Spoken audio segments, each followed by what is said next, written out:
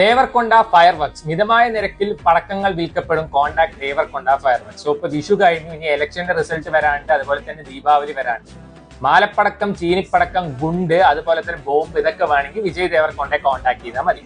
ഇപ്പൊ നമ്മുടെ family star പറഞ്ഞ സിനിമ ഒരു ഗുണ്ട് റേഞ്ചിൽ വരുന്ന സിനിമയാണ്. സോ സിനിമ തുടങ്ങുന്ന സമയത്ത് നായകന്റെ ഇൻട്രോ ഉണ്ട്, കാറിന്റെ മുകളിൽ കൂടെ പറന്നു വരും. ഞാൻ വിചാരിച്ച സൂപ്പർമാൻ സിനിമയാണ്. ഒരു മിഡിൽ ക്ലാസ്സിലുള്ള ഒരു യുവാവിന്റെ കഥ പറയുന്നതാണ്. അപ്പൊ ചില സീൻസ് ഒക്കെ ശരിക്കും മിഡിൽ ക്ലാസ് പോലെ നമുക്ക് തോന്നും, ചില സീൻസ് ഒക്കെ മിഡിൽ ക്ലാസിന്റെ സ്പൂഫ് ആണോ എന്ന് വരെ നമുക്ക് തോന്നും. നമുക്കൊരു ഇറിറ്റേറ്റിംഗ് ആയിട്ട് തോന്നും. ആദ്യം സിനിമ തുടങ്ങി ഒരു 17 മിനിറ്റ് നല്ല രസത്തിൽ കണ്ടിരിക്കും.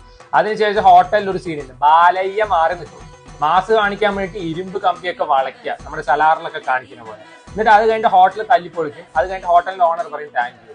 എന്തിന്റെ ബേസിസാണ് മനസ്സിലായിട്ടില്ല.